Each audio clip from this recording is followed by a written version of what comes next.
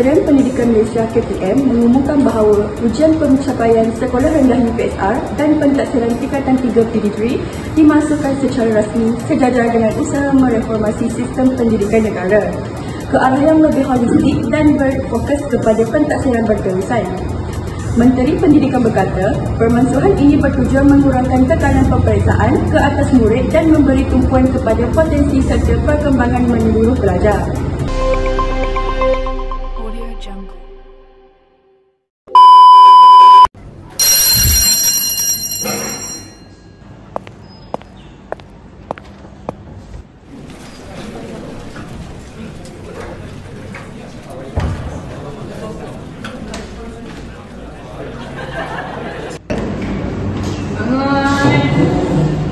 Assalamualaikum cikgu.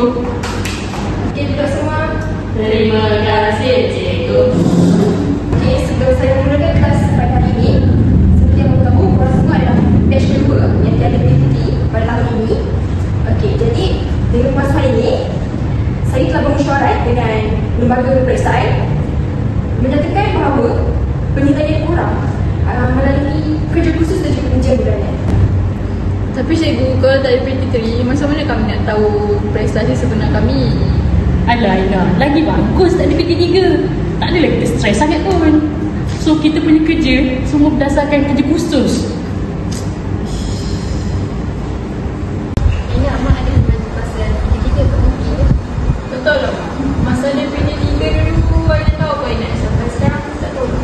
Tak payah, ilmu tu penting. Kalau tak ada PT3, kamu belajar untuk masa depan kamu juga. 2 days later. Okey kelas, ini saja topik yang kita belajar pada hari ini. Jadi saya nak kamu semua fahamkan dan hafal jenis-jenis mikroorganisma. Dan juga saya akan berikan kamu kerja sekolah daripada pusat 45 sehingga 50. Jadi saya nak kamu semua siapkan dan saya nak cek esok. Okey? Okey kelas, habis. Terima kasih cikgu. Duduk. Wih, Aina, kerja cikgu bagi tu banyak sangat lah, Wih. Lepas tu, Kau boleh tak tolong aku siapkan untuk aku punya kerja? kau ni Farida. Alah, tolonglah. Hari ni aku nak keluar. Tak ada aku nak pergi mall. Boleh? Alah, tambah kau dengan aku pun 10 muka surat. Nah, terima kasih tau. Assalamualaikum cikgu. Assalamualaikum cikgu. Cikgu busy ke? Tak, duduk. Saya datang mengaku cikgu. Kenapa ya? Tak, classmate saya Farida tu selalu suruh saya siapkan kerja. Awak dari kelas mana? 3 mana? Okey, tak apa. Esok saya akan panggil dia untuk datang ke bilik disiplin. The next day.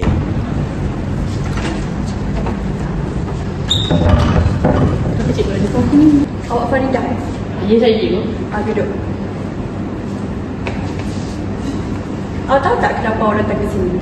Saya tak tahu ni. Awak tahu tak? Saya dah dengar banyak sangat aduan awak daripada kawan awak, daripada cikgu awak buat perangai. Walaupun PT3 itu dah dimasukkan, tapi pendidikan ni benda yang bukan main-main, tahu tak? Dekat dunia luar, dia tengok disiplin awak, usaha awak. Kalau awak tak buat benda tu, macam mana awak nak survive untuk hidup? Saya tahu saya salah cikgu. Saya akan cuba ubah perangai saya. Apa? Nanti saya akan call mak awak. Saya akan cakap semua perangai awak. Janganlah cikgu. Tolonglah cikgu. Tak ada. Cikgu. A few moments later.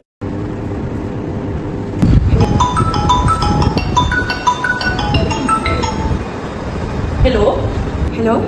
Ini ibu kepada Faridah dari kelas 3 Apanah ya? Ya, saya Mak Farida. Ada apa tu cikgu? Saya ada nak bercakap sikit tentang anak awak.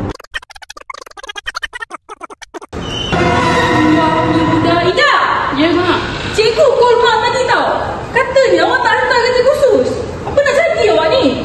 Alah, relax Mak. PD3 kita tak ada. Tak ada PD3 bukan alasan ni dah. Kerja khusus tu dikira juga. Awak fikir cikgu tu kau suka-suka ke? Alah, saya tengok ramai je relax. Saya pun nak relax lah juga. Mak tak kisah orang lain. Awak ni anak mak. Kalau malas sekarang, nanti siapa yang susah? Okeylah, saya minta maaf lah Mak. Saya akan cuba ubah perangai saya Mak. Mak harap awak serius lah, bukan sekadar cakap je. Baik Mak, saya akan cuba ubah. Ina, kau dah siap ke kerja sains semalam? Dah. Aku nak minta maaf dekat kau sebab aku suruh kau buat kerja aku. Tak perlu Farida. Asalkan kau ubah perangai. Kita sekarang tak ada PTT. Projek tu penting markah projek. Kau akan cuba ubah sikap aku, Aina. Minta maaf Aina. Ini dah sedap dengar. Bagus. Kamu semua kan dah besar. Jadi sebagai seorang pelajar, tahu dah tanggungjawab kamu masing-masing. Okey? Salam sejahtera. Tajuk pembentangan kami ialah pemansuhan UPSR dan PT3 di Malaysia. UPSR dan PT3 telah dimansuhkan masing-masing pada tahun 2021 dan 2022.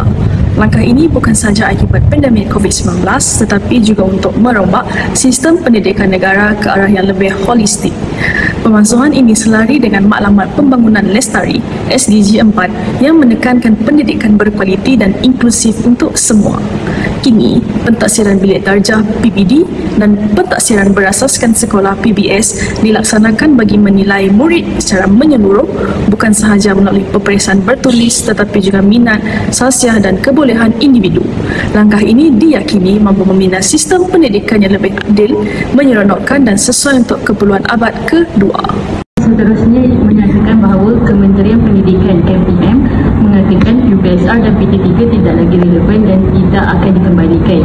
Sebaliknya mereka memfokuskan kepada pentaksiran berasaskan sekolah PBS seperti pentaksiran bilik darjah, aktiviti jasmani dan sukan dan pentaksiran psikometrik. KPM juga memberi tumpuan kepada kemahiran TVET. Namun begitu, ada yang tidak setuju seperti bekas Menteri Pendidikan mengatakan UPSR dan PT3 patut dikembalikan kerana pemansuhan ini dibuat terlalu cepat dan boleh memberi kesan kepada prestasi pelajar. Beberapa juga risau sebab ada pelajar yang menjadi malas belajar kerana tiada peperiksaan dan ramai murid tahun 1 tidak menguasai asas membaca, menulis dan mengira selepas 3 bulan belajar. Antara punca pemansuhan UPSR dan PT3 adalah bagi pemansuhan UPSR, puncanya mengganggu masa pengajaran subjek lain. Guru-guru terpaksa menggunakan masa mata pelajaran lain untuk membuat persediaan khusus bagi UPSR. Ini bermaksud tumpuan terhadap kurikulum keseluruhan terganggu kerana UPSR menjadi keutamaan. Akibatnya, kreativiti guru dalam mengajar menjadi terhad kerana mereka perlu mengikut format peperiksaan semata-mata. Bagi punca yang kedua, UPSR dianggap sekadar tiket ke sekolah berasrama penuh. Kebanyakan murid, UPSR bukan dilihat sebagai alat untuk menilai pemahaman dan pembelajaran. Sebaliknya, ia hanya dilihat sebagai syarat untuk masuk ke sekolah berasrama penuh. Ini menunjukkan peperiksaan tersebut tidak lagi berperanan seperti yang dihasratkan. Baliknya telah disalahartikan sebagai penentu utama masa depan. Punca pemansuhan PT3. Yang pertama adalah penularan COVID-19 yang masih belum pulih. Ketika keputusan pemansuhan dibuat, keadaan pandemik masih belum kembali normal sepenuhnya. Oleh itu, mengadakan peperiksaan besar seperti PT3 secara fizikal adalah tidak sesuai dan boleh mendatangkan risiko kesihatan kepada murid dan guru. Punca kedua adalah kekangan masa persediaan secara bersungguh. Tempoh masa yang diperuntukkan tidak mencukupi untuk belajar di tingkatan 3, membuat persediaan rapi kerana kekangan untuk hadir ke sekolah. Ini berlaku kerana sesi pembelajaran bersungguh terganggu akibat penularan COVID-19. Seterusnya, dapat kesan positif dan negatif terhadap pemansuhan PT3 dan UPSR. Kesan positifnya ialah pembangunan holistik di mana pelajar akan terlibat dalam pelbagai aktiviti seperti kokurikulum, kreativiti, komunikasi dan kemahiran berfikir aras tinggi. Proses pembelajaran akan jadi lebih seronok kerana tidak berorientasikan peperiksaan semata-mata. Oleh itu, pelajar dapat menjaga kesihatan mental dan emosi kerana tidak perlu berdepan dengan peperiksaan yang besar. Bagi kesan negatif pula, iaitu kemerosotan motivasi pelajar di mana apabila berlaku pemansuhan PT3 dan UPSR, pelajar akan hilang dorongan dan motivasi untuk belajar bersungguh-sungguh kerana mereka tiada peperiksaan yang besar. Oleh itu, mereka juga akan kehilangan peluang untuk merasai pengalaman, menguruskan masa, tekanan dan strategi peperiksaan untuk berdepan peperiksaan SPM yang kelak.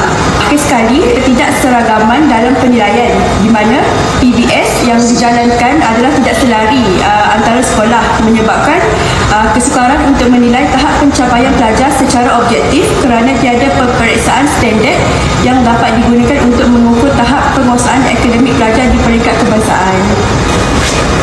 Antara langkah-langkah yang boleh dilakukan apabila berlakunya pemalsuan PT3 dan juga UPSR ialah yang pertama, meningkatkan peranan ibu bapa, iaitu dengan pemantauan yang konsisten dengan mewujudkan rutin belajar di rumah seperti mencipta jadual belajar dan sebagainya.